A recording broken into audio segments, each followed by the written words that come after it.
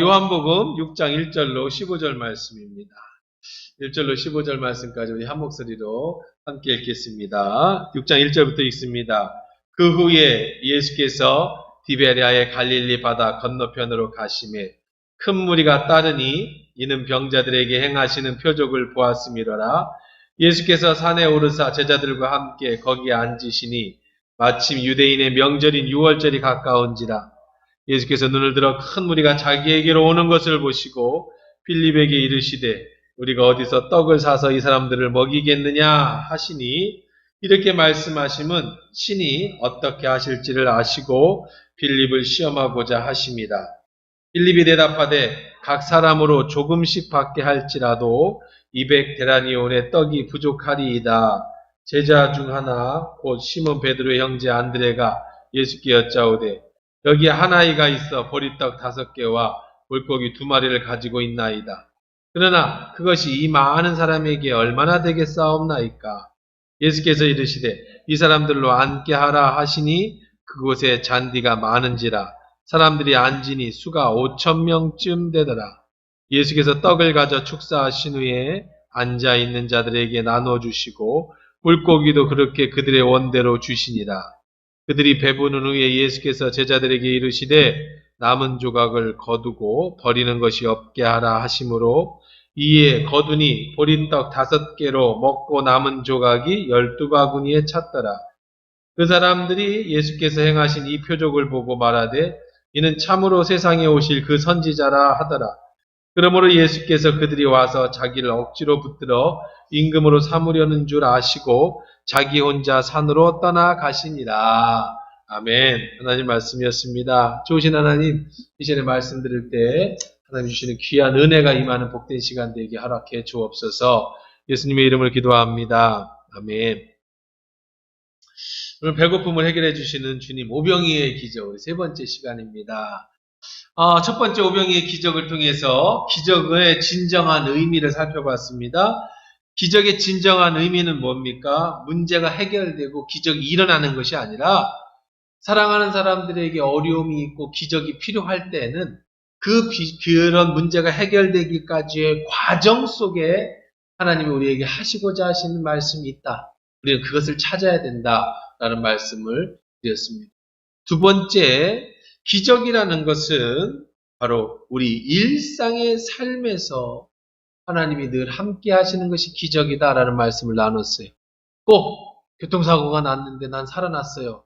그런 기적이 아니라 암병에 걸렸는데 하나님이 낫게 해주셨어요. 그런 기적이 아니라 그저 우리들의 오늘의 삶 속에서 매일매일 기적의 주인공이 되어져 살아가는 일상의 기적의 주인공이 되는 것, 이것이 더 중요하다라는 말씀을 드렸었습니다.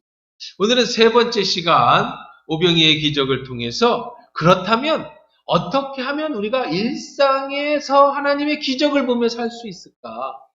어떻게 일상의 삶에서 감사하는 기적의 주인공이 될 수 있을까라고 하는 주제를 이 세 번째 시간을 가지려고 합니다. 일상의 기적이 되는 그런 방법, 그 첫 번째는 바로 삶에 있어서 긍정적 사고를 가지는 거예요. 제가 자주 금요기도회 때나 이런 데 말씀을 자주 드립니다. 우리의 삶이 기적의 삶이 되려면 여러분이 날마다 기적의 주인공의 삶을 살기를 원하신다면 어떤 사고와 사건 속에서 살아나는 기적이 아니라 그저 매일매일 하루하루가 나의 하나님 주시는 축복의 시간이 되려면 바로 내 생각과 사고를 긍정의 사고로 바꾸셔야 돼요. 한번 따라해 봅시다. 긍정의 사고를 가지자. 네, 오늘 내용에 보면 오늘 예수님이 제자들을 시험하는 장면이 나옵니다. 이렇게 말씀하시면 친히 어떻게 하실지를 아시고 빌립을 시험하고자 하심이라 그랬어요. 제자들을 시험했습니다. 자, 시험 문제는 이제 출제위원은 예수님이시고요. 시험을 치르는 사람들은 제자들입니다. 그 중에 특별히 빌립이라는 제자와 안드레라는 제자예요. 자, 시험 문제는 뭐냐면 이게 시험 문제예요. 남자만 5,000명, 여자와 부녀자와 그 노인들까지를 합치면 2만 명 되는 사람들, 지금 예수님의 말씀을 들으려고 모여든 사람이 2만 명인데 말씀을 듣다가 배고파졌어요. 2만 명에게 음식을 대접하는 방법은 무엇일까? 이게 시험 문제예요. 정답을 몰라서 묻는 게 아니라 시험하시는 거예요. 시험 감독관이 예수님이 다 출제위원이라고 답을 아세요. 그런데 시험 문제를 냈어요. 여러분이 한번 맞춰보세요. 여러분이 이제 제자라고 생각해요. 지금 2만 명이 앉아 있습니다. 2만 식사 빌립이 답안지를 썼습니다. 정답. 할 수 없다. 자, 이 문제가 수학 문제인지 논리 문제인지 아니면 어떤 음식에 관한 문제인지 모르겠습니다. 유형이 뭔지는 모르겠지만 정답은 할 수 없다. 풀입니다. 왜 할 수 없느냐? 2만 명에게 조금씩만 여기만 채워요. 그러니까 배고픔만 잠깐 채워주는 거예요. 배부르게 먹는 게 아니고 여기만 하게 하는데 떡을 준비할 경우 한 사람에게 들어가는 비용은 0.01 데나리온이 필요합니다. 시험 문제 답안지예요. 0.01 데나리온 곱하기 2만은 200 데나리온입니다. 우리는 이 데나리온이 이들에게 식사를 대접할 수 없습니다. 두 번째, 우리에게 2만 데나리온이 있다 하더라도 헌금을 걷든지 해서 할지라도 지금 2만 명을 먹일 만큼의 빵을 만드는 공장을 섭외할 수도 없고 섭외한다 할지라도 만들 시간이 필요하고 그것이 지금 공장에 있다 할지라도 여기까지 가지고 오는 운송 수단이 없습니다. 그러므로 결론, 이것은 불가능합니다. 그런 거예요. 자, 그렇죠. 지금 뜬금없이 2만 명한테 좀 떡을 주라는데 누구라도 그렇게 답을 썼어요. 지난주에 제가 총회를 다녀왔는데 총회 1000명 정도, 1000명 안팎의 인원이 총회를 해야 되는데 옛날 같으면 그렇게 들어갈 수 있는 교회들이 많으니까 한 번에 모여서 총회를 했습니다만은 비대면 코로나19로 인해서 38개인가 6교회로 분산해가지고 그래서 영상으로다가 했습니다. 근데 그게 쉬운 게 아니더라고요. 그것이 이제 본 메인이 도림교회에서 있고 저는 서울의 한강교회 모였습니다. 막 계속 모이면 찬성, 반대, 투표 이 복잡하잖아요. 아유, 근데 끝나고 나서 비보가 들렸는데 그날 저녁에 그 다음날 저녁인가가 그걸 총괄하던 분이 순직을 하셨어요. 너무 힘들어가. 총회를 운영하다가 순직했어요. 저희들이 총회장을 치렀습니다. 생각을 해보세요. 1000여 명을 총회를 치른다는 건, 한 사람의 생명을 바꿀 정도로 그렇게 정말 힘든 일이에요. 그러겠지 않겠어요? 근데 2만 명에게 밥을 한 끼 제공한다라는 건 즉흥적으로 할 수 있는 일이 아니죠. 최소한 일주일 전이라도 빵공장 섭외하고부터 시작해서 모든 것들 동원하고 앉는 거 나눠주는 거 이것까지 시뮬레이션 돌리려면 진짜 누구 한 명 죽어날 정도로 어려운 일이에요. 2만 명을 밥을 대접한다? 기네스북에 나올 수도 있겠어요. 그렇죠? 2만 명 한 번에 밥 먹기. 우리나라 전주에 비빔밥 1000명 만들어가지고 기네스북 올리는 1000명인가? 모르겠습니다만 2만 명 한 번에 밥 먹기 기네스에 나올 수도 있겠어요. 그래서 결론은 뭐라고요? 할 수 없다. 일반적인 겁니다. 근데 이제 시몬 베드로의 형제 베드로의 형제 안드레는 이렇게 답을 썼어요. 정답. 이론적으로 불가능합니다. 그러나 그 뒤에 답이 중요해요. 예수님은 어떻게든 하실 수 있습니다. 이게 답이에요. 자, 풀이는 어떤 아이가 예수님께 드리라고 도시락을 하나 싸왔습니다. 그 속에는 보리떡, 이 주먹만한 보리떡 5개와 물고기, 생선, 작은 것 2마리가 반찬으로 들어있습니다. 이걸로 2만 명이 먹을 순 없겠지만 예수님은 어떻게 하실 수 있지 않겠습니까? 이게 풀이 과정이에요. 결론, 수학적으로 할 수 없음. 하지만 예수님은 가능. 그리고 참고, 내가 아는 예수님은 아이가 준 도시락을 혼자만 드실 분이 결코 아니. 내가 쓴 거예요. 내가 만든 거예요. 아니, 진짜로 그랬다는 게 아니라, 오늘 성경 말씀을 근거로 제가 각색을 한번 해봤다고요. 근데 그렇겠죠. 뭐 예수님이 혼자, 야, 이슬 봐, 나 밥 먹고 올게. 도시락 누가 줬는데, 그러지는 않으셨을 거니까, 이것이 뭔지는 이것 갖고 할 수 있을지, 저는 할 수 없지만, 예수님은 하실 수 있습니다. 이게 정답을 적었습니다. 환경은 똑같습니다. 문제도 똑같습니다. 그런데 시각이 달라요. 빌립은 못합니다. 왜요? 이러하니까 못합니다. 안드레는 못합니다. 그러나 예수님 손에 들어가면 어떻게 되지 않겠습니까? 실패한 사람과 시도조차 안 한 사람은 결론은 똑같습니다. 내가 어떤 일을 시도했는데 실패한 사람과 시도조차 안 한 사람은 결론은 똑같아. 아니요. 어쩌면 시도했지만 손해를 많이 봤을 수도 있습니다. 그러나 결론은 아무것도 얻지 못했어요. 똑같습니다. 그런데 한 가지 다른 게 있는데 그게 뭐냐면 시도조차 하지 않은 사람은 아무것도 얻은 게 없지만 실패한 사람은 이렇게 하면 안 된다라고 하는 실패의 교훈을 얻어요. 이게 무슨 차이냐? 이 사람이 그 교훈을 한번 얻었으면 경험을 가지면 다음에는 그런 실패를 다시 하지 않는다라는 거죠. 하지만 시도조차 안 한 사람은 그런 교훈조차 얻지 못해요. 사람은 긍정적인 생각을 가져야 되는데요. 0.1%의 확률이라도 있으면 그 확률을 보고 도전하는 도전정신이 있어야 되는데요. 대부분의 많은 사람은 시도조차 하지 않습니다. 대신에 오늘의 빌립처럼 왜 안 되는지에 대한 이론적 근거는 너무 많이 가지고 있어요. 부정적인 사람은요. 안 되는 것만 연구하고 나쁜 것만 쳐다봅니다. 그런데 긍정적인 사고를 가진 사람은 할 수 있는 것을 찾고요. 그 중에 할 수 있는 그 한 가지를 가지고 시도를 해보지요.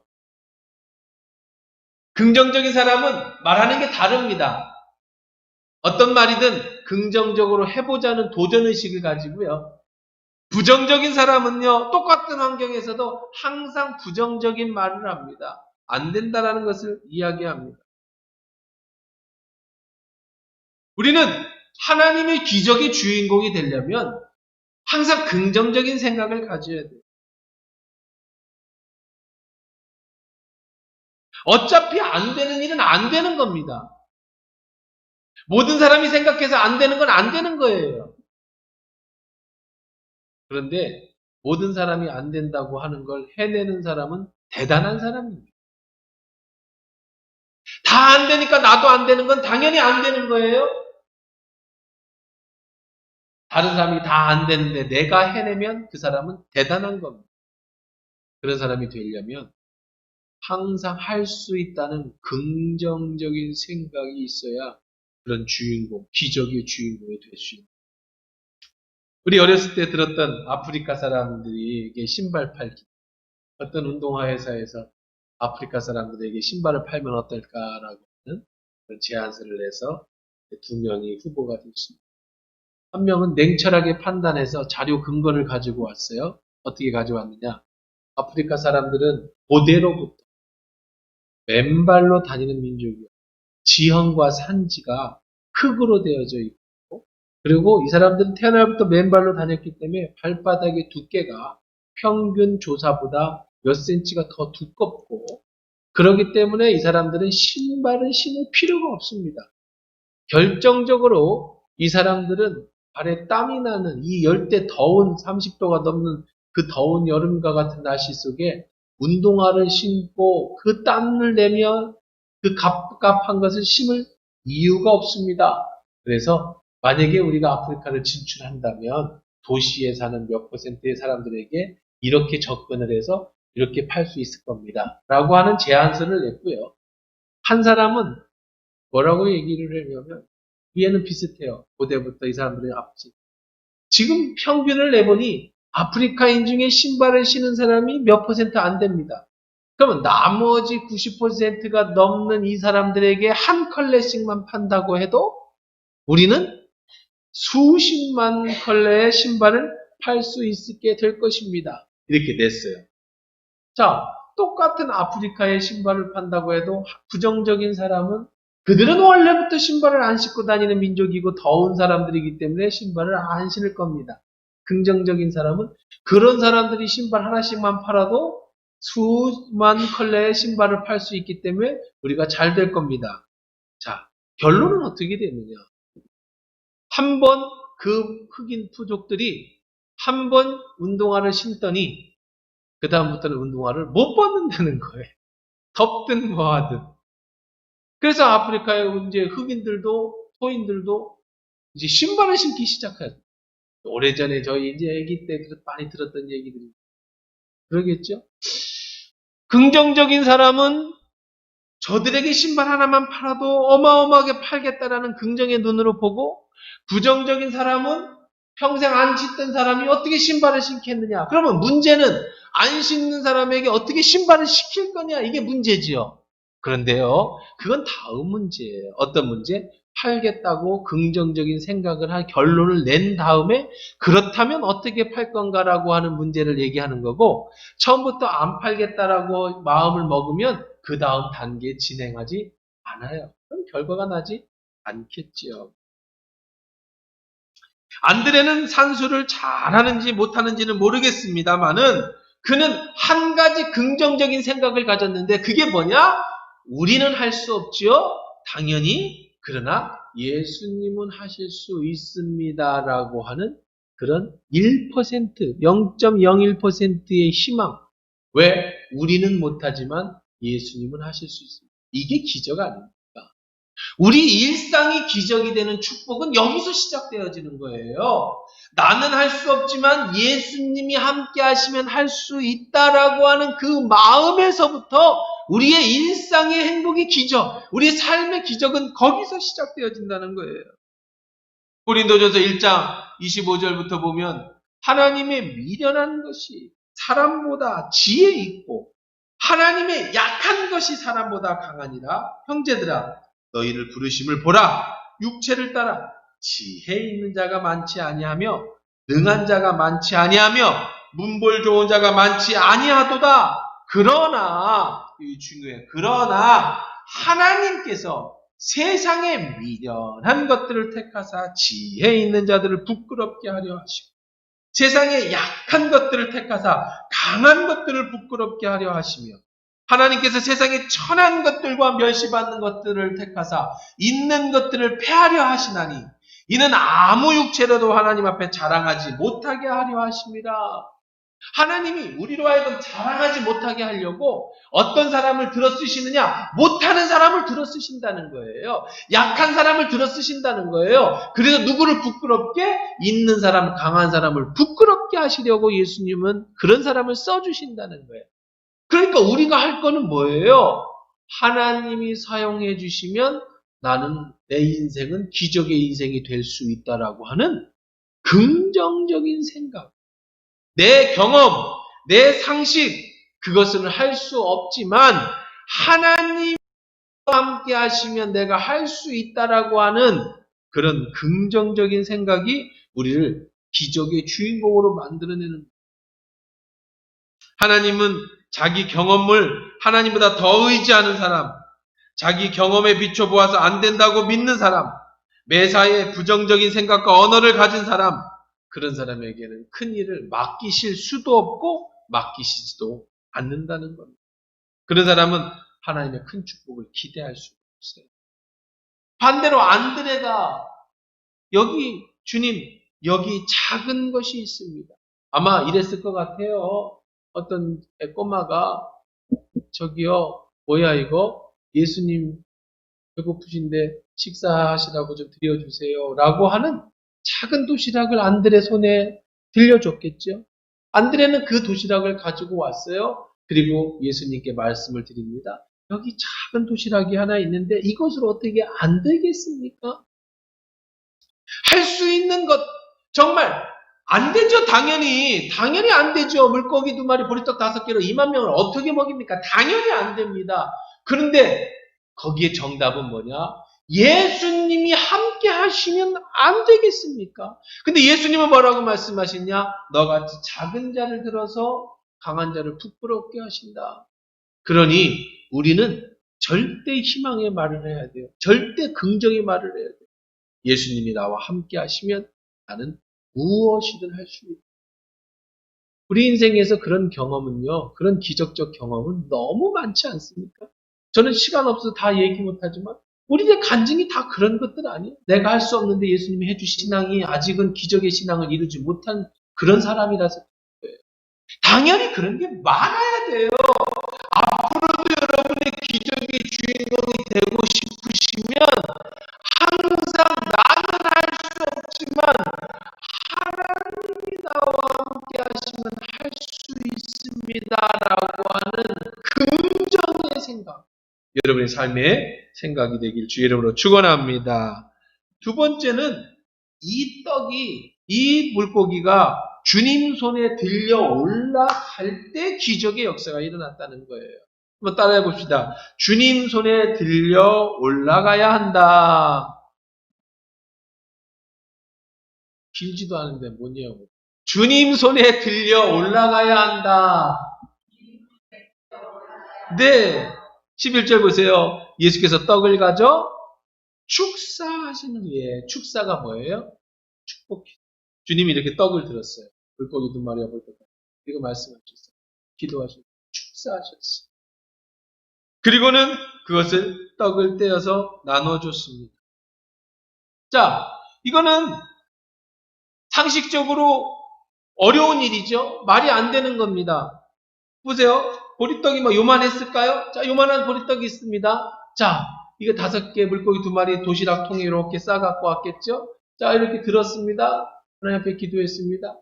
그리고 12제자들에게 나눠줘. 10명의 제자라고 합시다. 12명이. 그러면 이제 반씩 똑똑똑똑 띄어서 요만큼 띄어서 제자들에게 주었겠지요. 물고기도 나누어서 12명 나누어서 나눠줬겠죠. 그럼 그래 봐야 이쪽 손에 한 손에 보리떡 반쪽, 물고기 몇 토막, 작은 토막 하나. 그건 혼자 먹어도 배고파요.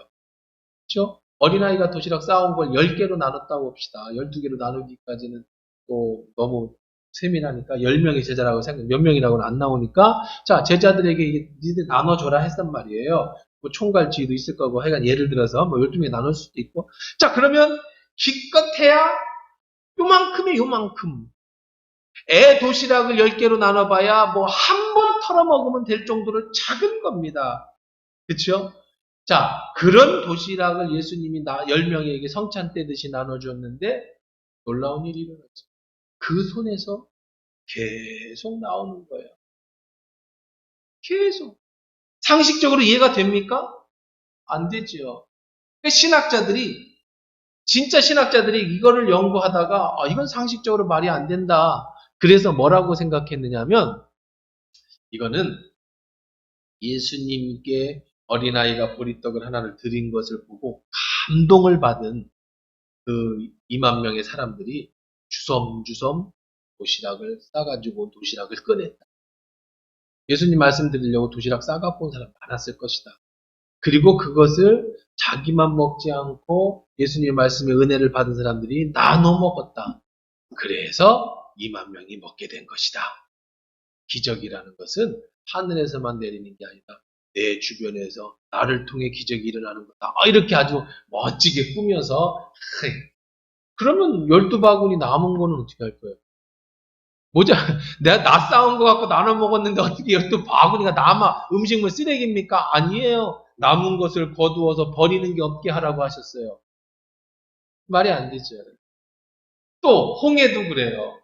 홍해라고 하는 것은 원래 신학교 가면 그런 거 배워 진짜. 여러분 신학교 가면 요새 성경 가르쳐 줄 것 같죠? 그런 거 안 가르칩니다. 신학교 가면 성경은 다 안다고 생각하고 신학을 가르쳐요. 그러면 이제 여러 가지 신학자들이 얘기를 가르치는데 이렇게 얘기하는 신학자가 있어요. 홍해라고 하는 원어를 보면 붉은 홍자를 쓰는 거예요. 붉은 레드 해라고 하는 건 바다해가 아니라 우리가 한문으로 표현해 보면 뭐냐면 갈대라는 뜻이에요. 붉은 갈대가 바닷가 근처에 물가 근처에 붉은 갈대밭을 이루고 있었는데 바람이 쫙 불면서 갈대가 싹 나부끼면서 싹 간 거다. 그리고 지리학적으로 보면 홍해라고 하는 바다가 어디에 있을까를 살펴보면 바로 요 부분이 바로 갈대밭이고 여기를 지나간 거다.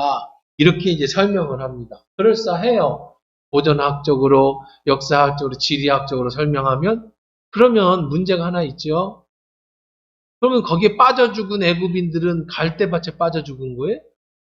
그건 좀 이상하잖아. 진흙밭에 빠져 죽은 건가? 갈대밭에? 갈대가 덮였는데 왜 죽어? 그건 조금 또 해석하기 힘들잖아요. 그러니까 하나님의 기적을 너무 인간의 생각으로 뭘 만들어낼 필요가 없습니다. 그렇게 만들어낸다면 그건 기적이 아니죠. 우리의 인생도 마찬가지예요. 우리의 인생이 내 뜻대로 다 될 것 같으면 그건 기적이 아니에요. 여러분 아침에 일어나서 저녁 잘 때까지 여러분의 뜻대로 다 된다면 예수님도 필요 없고 우리가 기적의 주인공이 될 필요도 없어요. 여러분의 계획대로 인생이 다 된다? 그러면 예수님이 뭐가 필요합니까? 여러분이 미래를 다 볼 수 있다? 죽어서 어디 갈지도 다 알고 나는 모든 것을 다 안다? 그럼 여러분이 예수를 뭐하러 믿습니까? 다 아는데. 우리는 우리의 인생을 한 치 앞도 알지 못하는 거예요. 그리고 우리의 인생에 그래서 예수님의 기적이 필요하고 일상의 기적이 필요한 건데 그 일상의 기적은 어떻게 가능한 거냐? 예수님 손에 들려질 때 여러분의 사업이 예수님 손에 들려질 때 여러분의 자녀가 예수님 손에 들려질 때 여러분의 건강, 여러분의 인생, 내가 꿈꾸는 나의 일상이 예수님 손에 들려질 때 여기에서 기적의 역사가 일어나는 것인 줄 믿습니다. 그러니 여러분이 기적의 주인공이 되려면 여러분의 것을 예수님의 손에 들려드려야 돼요. 주님, 이 사업체는 당신의 것입니다. 주님, 내 자녀는 당신의 것입니다. 주님, 내 인생은 당신의 것입니다. 내 건강은 당신의 것입니다. 내 재산, 나의 삶, 모든 것은 당신 것입니다. 그러니 하나님 손에, 예수님 손에 들려진 이 나의 모든 것이 예수님 손에 축사하실 때 그것이 바로 기적의 역사의 주인공이 되는 것이죠. 제자들 한번 입장에서 생각해 봅시다. 손에 요만큼을 떡 주셨어요. 예수님 나눠주라고 했습니다. 이걸 어떻게 나눠줘요? 하지 않고 제자들은 예수님 손에 축사하신 떡을 가지고 떼서 나눠주는 믿음의 순종을 보였습니다. 물떠온 하인들은 알더라. 우리가 지난번에 물이 변화의 포도주 된 가나의 사건에서 제가 말씀을 드렸죠. 이 정말 믿음 좋은 것은 종들이다. 어떻게 맹물을 떠다 주라는데 물떠온 포도주가 물이 포도주가 된 것은 물을 떨 때 변한 게 아니라 따라 줄 때 변한 거라고요. 그러면 종들은 맹물을 붓기 전까지 맞을 수도 있어요. 술 취한 사람들한테. 내가 포도주 달라니까 맹물을 내놔? 내가 나 술 취했다고 지금 날 무시하는 거야? 한 대 퍽 날라올 수도 있다고요. 그런데 그는 믿음을 가지고 맹물을 따라주는 순간 물이 변화해 뭐가 됐다고요? 포도주가 됐어요. 제자들이 예수님이 기도했더니 뻥! 하고 지난주에 설교한 것처럼 기적의 역사가 퍼포먼스가 일어난 게 아니에요. 제자들이 떼어줄 때 계속 끊이지 않는 떡이 떨어지고 나온 거라고. 이것처럼 우리가 하나님 손에 들려진 나의 소원, 하나님 앞에 올려진 나의 기적의 나의 인생, 그것이 우리가 믿음을 가지고 순종하면 그리고 그 길을 믿음으로 걸어가면 그게 기적의 주인공의 인생이 되는 것이 그것이 바로 우리의 기적의 주인공이 되는 방법이라는 거예요. 어느 목사님의 간증입니다. 청주에서 있었던 일인데요. 이 집사라는 분이 작은 식당을 개업했는데 IMF가 터졌어요. 장사가 잘 안 되니까 마음이 상해서 가끔 교회 오던 남편이 교회는 안 나오고 맨날 술만 먹습니다. IMF 전에 그냥 사재를 다 털어서 식당을 하나 했는데 손님은 안 오고 이제 큰일 났습니다. 그래서 손님 없을 때마다 교회 나가서 열심히 기도했어요. 하나님 도와주세요. 제발 좀 어떻게 해주세요. 저리 기도했지만 여전히 IMF 때 폐업하기 일보 직전인데 더 이상 견딜 수가 없어요. 근데 철야기도 시간에 목사님 설교를 듣는 중에 목이 나빠서 장사가 안 되는 게 아니라 우리가 하나님 앞에 인정받지 못해서 안 되는 것이다. 그러니 장사든 사업이든 뭐든 내가 먼저 하나님께 인정받고 해라. 오늘 설교 같은 내용이었겠죠? 그런 얘기를 들었습니다. 그 순간 이 집사님이 이런 생각을 했어요. 그렇다. IMF라서 장사가 안 되는 게 아니라 내가 하나님 앞에 온전히 서지 못해서 장사가 안 된 것이고 내가 하나님 앞에 올바른 신앙을 가져야겠다. 그렇게 마음을 먹고 이제 장사가 잘 될 때까지 내가 잘 될 때 교만했던 것, 또 안 될 때 불평했던 것 하나님 앞에 내려놓고 용서를 빌었습니다. 그리고 하나님 앞에 도움을 구하고 하나님 손에 이 가게를 맡겨드렸어요. 그러고 이제 장사가 잘 된 게 아니라 계속 장사가 안 됩니다. 그러다가 작정 기도에 들어가서 기도하는 중인데 텔레비전을 보니까 어느 날 IMF 극복 프로그램이라고 하는 어떤 프로그램이었는데 거기 보니까 어려울 때일수록 박리다매를 하라는 내용이 나온 거예요. IMF를 이기려면 사람들이 돈이 없으니까 싼 값에 공급해라. 근데 싼 값에 공급하려면 내가 이익을 조금 남겨야 된다. 그 대신에 많이 팔아야 된다. 이런 것들을 이제 탁 하는 순간 머리에 탁 스치는 게 있더라는 거예요. 아, 이거다. 하나님이 지혜를 주셨어요. 그래서 남편한테 이야기했습니다. 여보, 우리도 박리다매를 합시다. 뭔 박리다매를 해? 해장국집이 해장국을 싸게 파는 거예요. 남편이 하는 소리. 야, 이 사람아, 지금 이 5천 원을 다 받아도 IMF 손님이 안 와서 이렇게 장사가 안 되는데 이걸 내리면 우리는 다 망해. 하나님께 기도했습니다. 하나님 기도했더니 하나님이 채워주시지라는 확신이 왔어요. 믿음을 가지고 프랜카드 하나 걸었어요. IMF 극복 1,900원 해장국. 5,000원씩 팔던 해장국을 2,000원 해도 비싼 것 같아서 1,900원이 되는 거예요. 이제 집사님이 다 계산을 해보고 한 그릇당 뭐 200원만 남자, 300원만 남자, 뭐 이런 생각을 하고 500원만 남자, 뭐 그럴 수 있겠죠. 뭐 어쨌든 하고 뭐 재료를 어떻게 하고 그래서 하여간 똑같은 맛을 5,000원짜리 맛을 내는데 재료를 보고 그 다음에 마진을 줄이고 박리 많이 팔 것을 생각해 보니까 1,900원이면 적당하겠다. 그래서 IMF 때 1,900원 해장국 현수막을 붙였어요. 근데 기적이 일어났어요.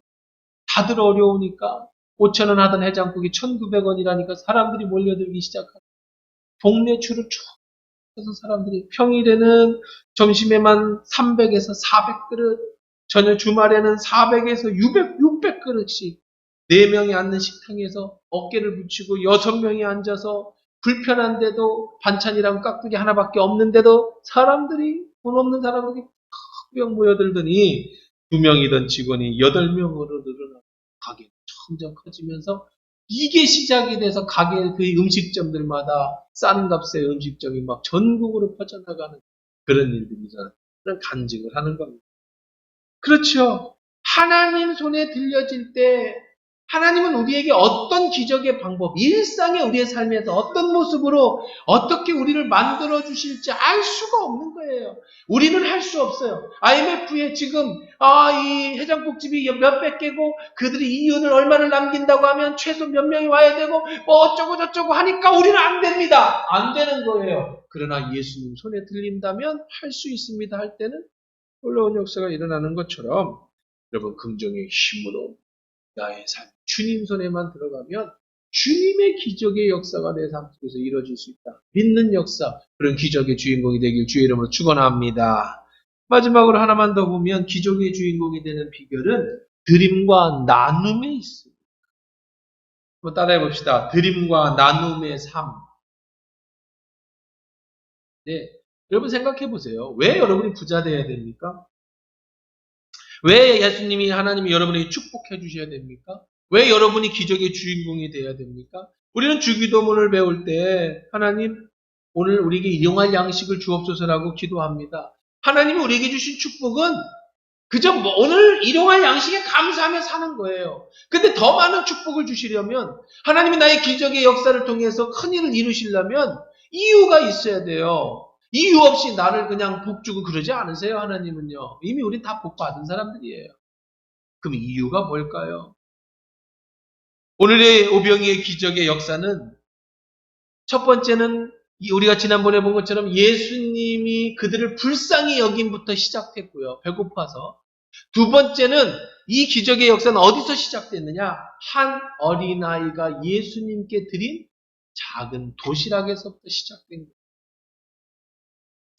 안드레가 지나갈 때 아이가 예수님 드리라고 물고기 2마리와 보리떡 5개가 든 도시락을 드렸습니다. 안드레가 뺏었을 리가 없죠.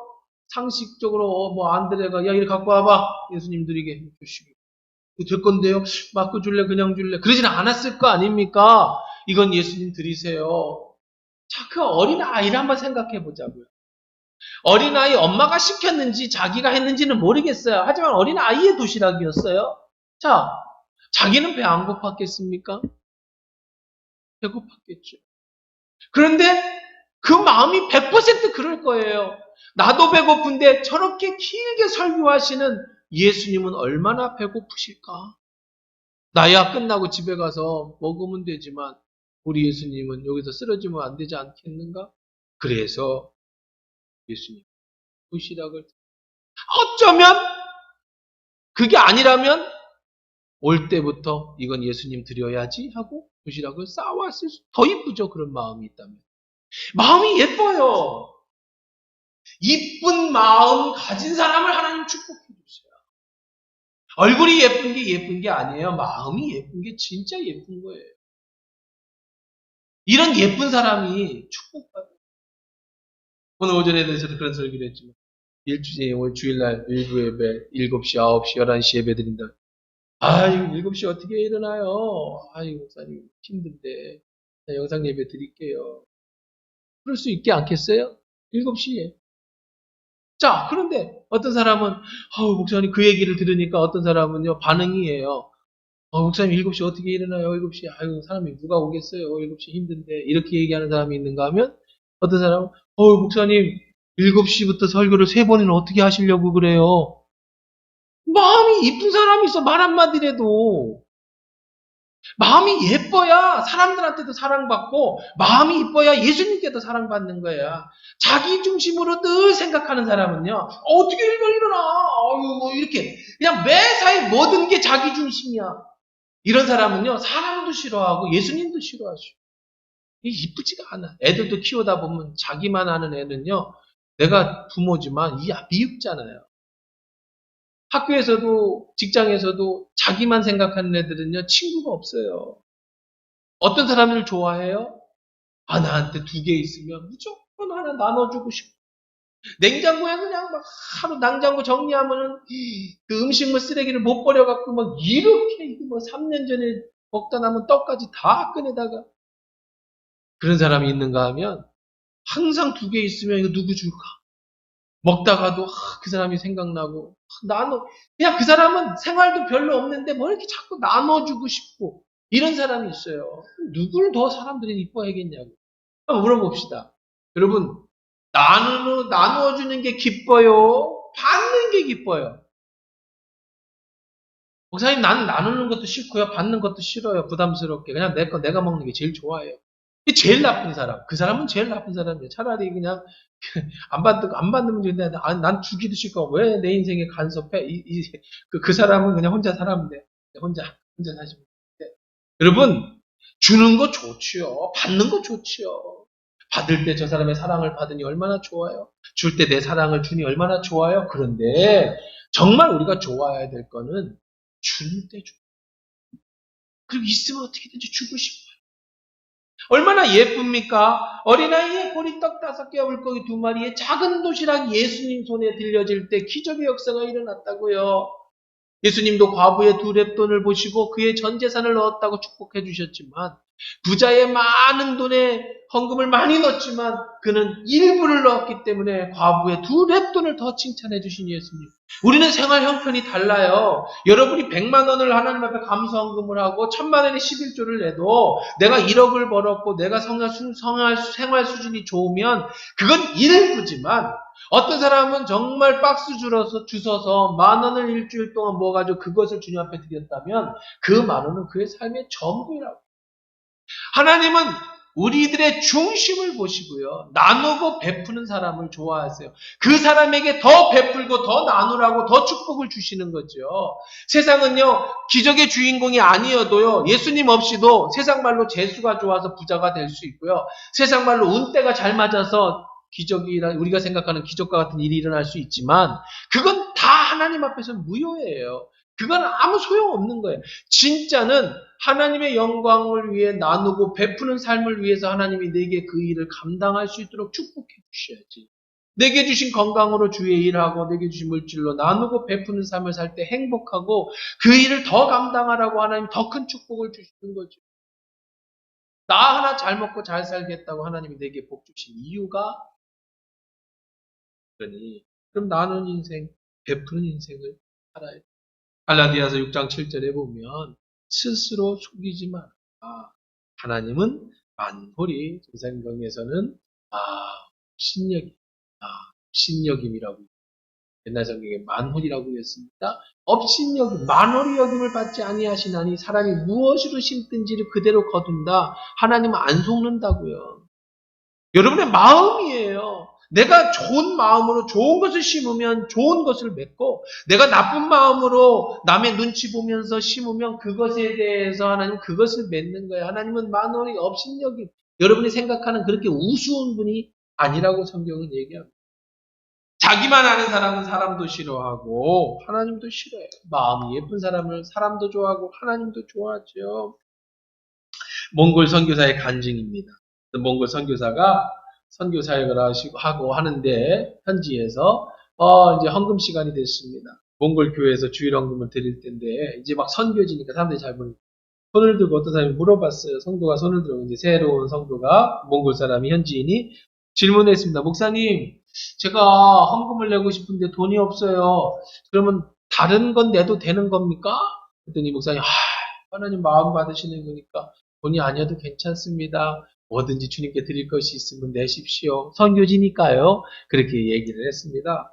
그랬더니 그 다음 주가 왔는데 이 양반이 뭘 싸갖고 왔는데 보니까 냄새가 진동을 해요. 보니까 소똥을 이만한 그 바구니에 담아갖고 온 거예요. 그리고 헌금 시간 됐는데 이걸 소똥을 헌금으로 내는 겁니다. 근데 이 몽골 사람들에게 있어서 소똥은 뭐냐면 우선은 몽골 평지니까 이 소똥을 잘 말려가지고 음식을 해먹고 겨울에 불 때는 용도로 쓰는 거예요. 여러분 텔레비 같은 데서 보시잖아요.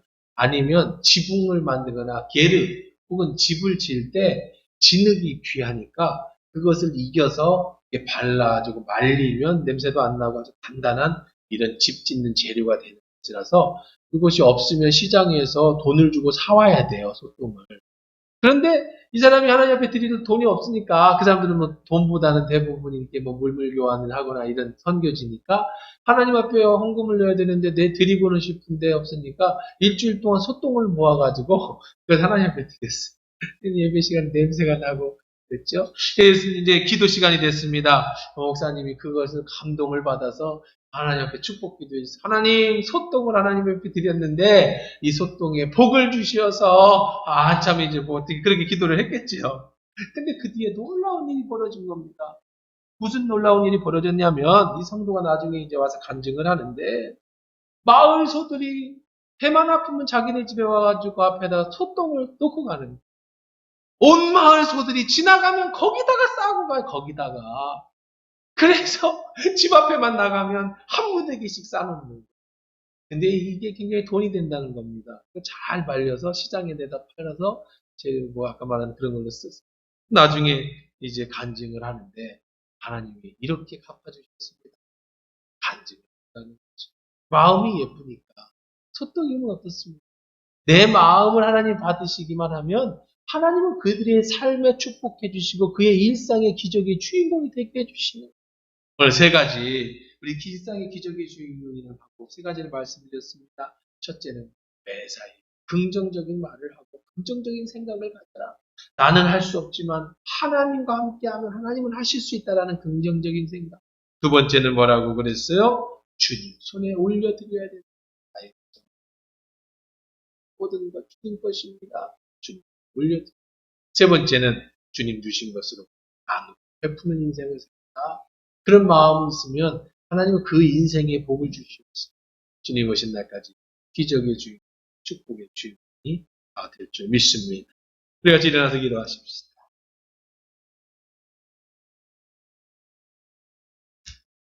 시간에 합심해서 기도합니다. 여러분 어떻습니까? 여러분 기적의 주인공의 인생을 살고 계십니까? 여러분 인생을